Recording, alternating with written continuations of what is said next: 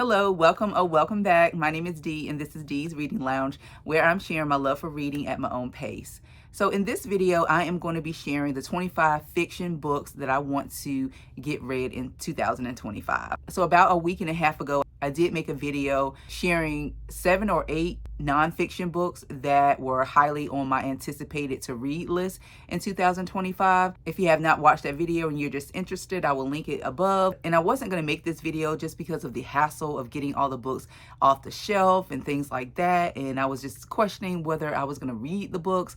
But these are books that are highly anticipated for me, books that I generally want to read, a few that I'm not too sure about, but I at least want to try a chapter or two to see if I'm still interested in the book. And a lot of them have been on my TBR for quite some time, if not some years. And so I said, I'm going to go ahead and do this video. That way it will somewhat hold me accountable. So we'll see. So let's go ahead and get into it. The first book I know I'm going to read next month, actually tomorrow.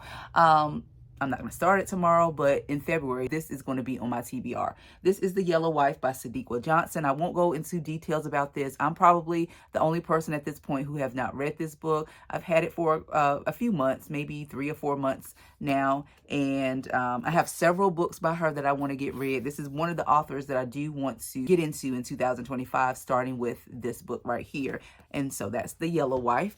The next book is a book that I bought before I started reading, or before I made my channel. And the reason why I got this one is because of the unique title, The Heaven and Earth Grocery Store. And then I heard somewhere that it was like it won a prize. It was the winner of the National Book Award. And it's by a author, a Black male author that I've always been wanting to, get into, but just never have. And so The Heaven and Earth Grocery Store, I have heard some mixed reviews about this one, but it did win the National Book Award. So that should say something for the book. Set in 1972. I won't get into all the details because I do have several books to share with you. The Heaven and Earth Grocery Store. The next book is a book that I hauled some months ago. The Color of a Lie by Kim Johnson. I bought this a couple months ago. I was very intrigued because it is a YA historical fiction thriller. And so right there, I was just very, very interested in that genre or whatever. I haven't heard anybody talk about this book. The premise sounds really interesting. It's about a boy, his name is Calvin, that passes for white. Him and his family have to flee from Chicago because of something that happens, and then they resettle in a all-white town where they have to pass for white or something like that in order to be accepted. But there's a black side of town that he's able to escape, like in his free time, to be himself. And it just talks about all these different secrets that go on, I guess, on the white side of town, weaving in historical events and things like that. And so that was very intriguing to me, and I cannot wait, even though it's been several months and I still haven't read it, but I'm still interested, very interested in reading this book. The next book is James, and I don't need to provide any explanation for this. This is a retelling of or reimagining of the adventures of Huckleberry Finn as told by Jim, the slave in that story. I started to read Huckleberry Finn. I was actually listening to it on audio, but I got distracted and I didn't finish it. And so I think I will go in reading this because I heard reading this first is ideal versus reading Huckleberry Finn first. And so that's what I'm going to do. And I definitely will be reading this one. The next book is an author that I really want to get into this year. Is Kristen Hanna, because she does write historical fiction about the Civil War. And so it's just a different take on historical fiction. Normally I read Black historical fiction, slave narratives. That's just what, the stories that I'm interested in. However, I do want to broaden my horizons and read something else. I heard that this was really a good book. And I can't wait to get into Kristen Hanna's writing. So that is The Nightingales. I don't think I said that, but it's The Nightingales. The next book is The Immortal Life of Henrietta Lacks. You've seen this book. You've heard me talk about this book over and over again. When I first started this channel, I told you guys that this was on my backlisted TBR for probably 5 years at this point. And I just need to read this book. I don't know when I'm going to read it, but I'm still interested in hearing about Henrietta Lacks and her story and her family and things like that. So that is The Immortal Life of Henrietta Lacks.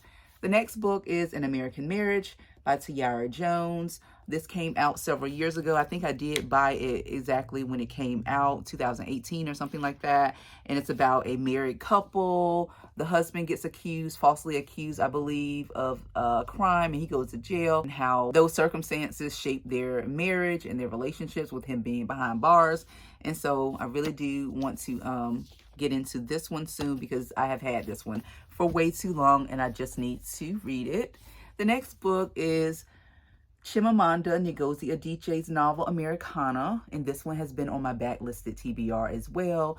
This one is about a Nigerian family. This one follows an immigrant family from Nigeria to America and all the things they have to grapple with settling into a new country here in America, where he has to, it says, grapple with what it means to be Black for the first time, because in Nigeria it's Black people, you know. So that has to be a unique or a very scary ordeal, coming from a country that's 100% Black to where it's not not your skin folks, and all of the different cultural influences and things like that you have to kind of you know, learn or reshape your mind. Okay, so the next one is The Healing by Jonathan Odell.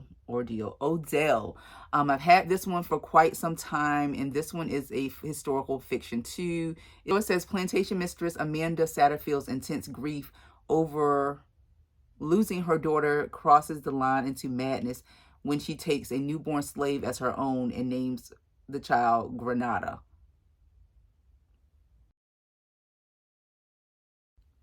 So yeah, that does sound interesting. I've had this book for several years as well, and I just need to read this one.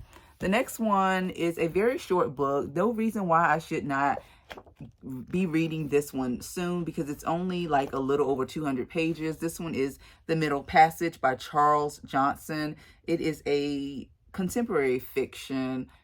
It says contemporary fiction, but it's set in 1830. So it says the year is 1830. Rutherford Calhoun, freed slave, ardent womanizer, and self-confessed liar and thief, must flee New Orleans because of bad debts and an ill-starred romance. So that's all I'm going to read. I never really knew what this one was about. I bought this years ago, probably at the thrift store or something like that, a used bookstore. And I just bought it because of the cover, because I knew it was like a slave narrative. And so, yeah, I want to read that one. I'll probably read that one soon because, you know, it's only 200 pages.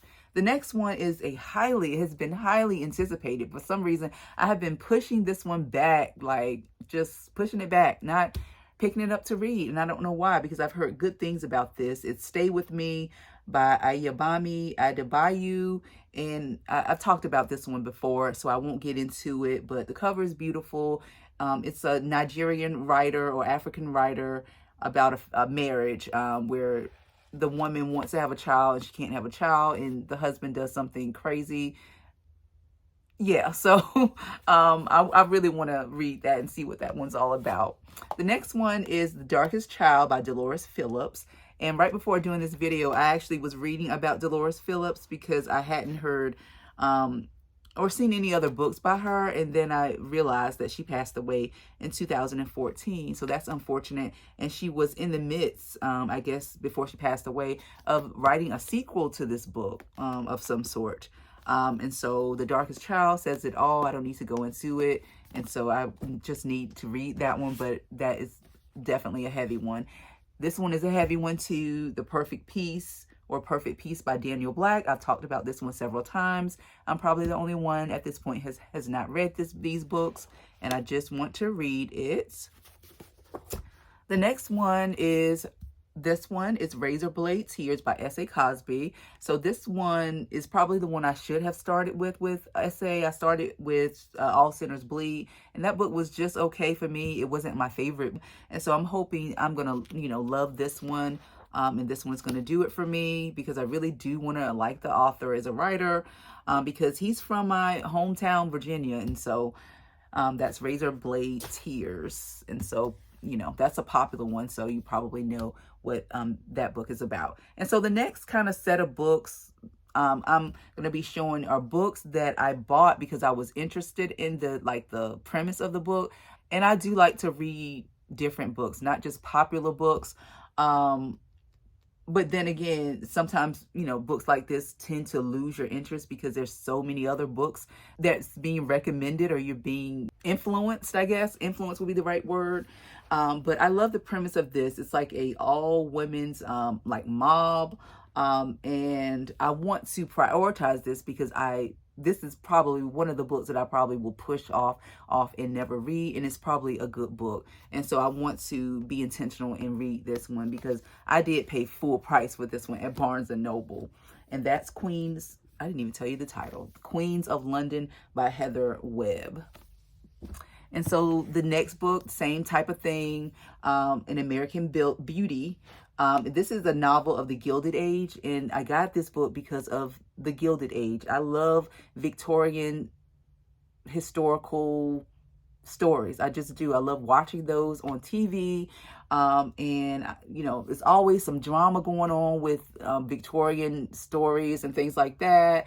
And so I'm really interested in this one. And this one actually takes place back home as well, Richmond, Virginia, in 1867. So I'm really interested in reading this one. I want to prioritize this one because this one, like I said, is probably one that I would just push back. Also, this one, The Alice Network by Kate Quinn. Kate Quinn is new to me. I'm sorry, I didn't even tell you who this was by. This is by Shauna Abe. Okay, and this one is by Kate Quinn. This was in Reese's Book Club. I got this one used. And I heard recently someone say that this was one of their favorite books by Kate Quinn. And so it's about a group of women who are spies or something like that, who's taking revenge. It involves the war and things like that. And so I want to read that one. The next one is The Silent Patient by Alex Michaelides. And so I bought this really wanting to read it, but I have not read it. And so, yeah, I just need to prioritize this one. So it says Alicia Berenson's life is seemingly perfect until one night when her husband Gabriel returns home late from work and Alicia shoots him 5 times in the face and then never speaks another word. Okay, like all I need to say about that one. It sounds very interesting. I've heard most people say that they like the book, but I have heard mixed reviews about that one too. And the next one is Home by Toni Morrison. So I decided to start with this one with Toni Morrison because it's a short book. It's only like 145 pages. And so I feel like I can digest one of her books because you really have to concentrate with her book. I have talked about this one before. And so I won't speak about this one again, but it is historical fiction set, I think in the 30s, no, the 50s. Yeah. So the next book that I want to read is Ernest J. Gaines, A Lesson Before Dying. This was a part of the Oprah's Book Club several years ago. I got this one used at the Goodwill as well. And I think this is, I want to say, somewhat of a Black classic. I've had it for so many years, but never have read this book. So it says A Lesson Before Dying is set in a small Cajun community in the late 40s. Jefferson, a young Black man, is an unwitting party to a liquor store shootout in which 3 men are killed. The only survivor, he is convicted of murder and sentenced to death. Grant Wiggins, who left his hometown for the university, has returned to the plantation school to teach. As he struggles with his decision whether to stay or escape to another state, his aunt and Jefferson's godmother persuade him to visit Jefferson in the cell and impart his learning and his pride to Jefferson before his death. So I heard that this was a really kind of life-changing book. So I really want to get to that one. The next one is by Tracy Brown, Hold You Down. And so I bought this one from, I want to say Book Outlet, several months ago. And it's set in the 80s and the 90s, about 2 friends and how they're trying to raise their kids and all the struggle and things like that that they have to deal with regarding raising kids, just the ins and outs of life, living in New York City. Yeah, so very interested in reading something from Tracy Brown, The Good Negress. And I have to tell you, I probably have lost interest in this book just because it's a beautiful cover, but after I bought it, I just never had an interest in reading it. But I do want to read this book or try it out to see if it's something I'm going to like. It's about a coming of age story about a girl named, what's her name? Her name is Denise. She leaves her grandmother's home in rural Virginia to reunite with her mother, stepfather, and older brothers. And then I guess she was told, sometimes when you're around people who haven't had anything or have not had the opportunity to do anything in their life, they can kind of like make you feel like that's what your life is going to become. And I guess that is what happened to this one. And then she meets someone who helps her to see that she can be more than what she was prescribed to be. And so it sounds like a good book. And so we'll see how I like it. The next book is a J. California Cooper. And this is one of the authors that I do want to read more of. You know, I'm just sharing these books because these are like books that I really, really want to read in 2025. Not saying these are all the only books that I'm going to read, or this one might not even be the next book that I start with by J. California Cooper, but this one I've had for the longest. So this one is called The Matter is Life. So it's actually,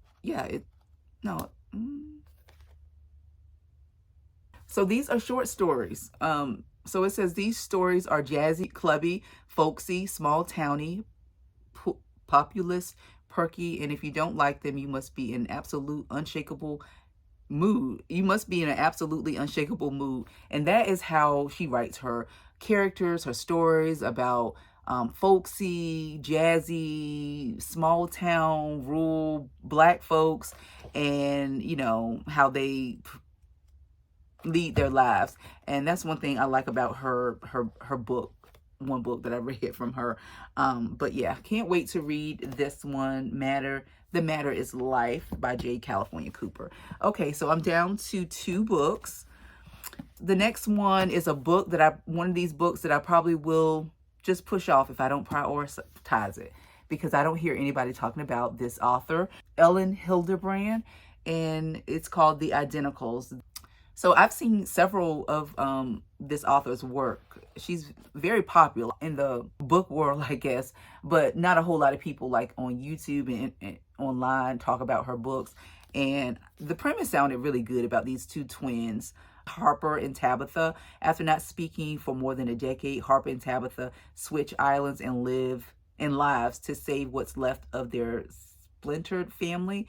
But the twins quickly discover that the secrets, lies, and gossip they thought they had outrun can travel just as easily as they can.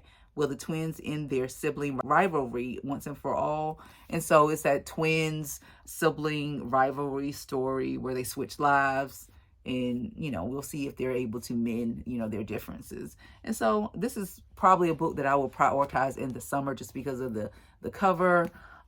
Yeah. And so the last book is Before I Let Go, and I probably will get to this one hopefully soon. Before I Let Go by Kennedy Ryan. This is the first book, and I don't remember the name of the series, but I've heard good things about this, and I won't get into it because I'm probably the last person on earth who has read this book. But that is it, you guys. Those are the 25 books that I really want to read in 2025, along with all the other books that I have in my collection. As you can see, I didn't have a whole lot of thrillers that I really wanted to read. But thank you so much for watching. Let me know if you've read any of these. Which one should I read first or prioritize first if you read any? I'll see you in the next video. Take care and be blessed.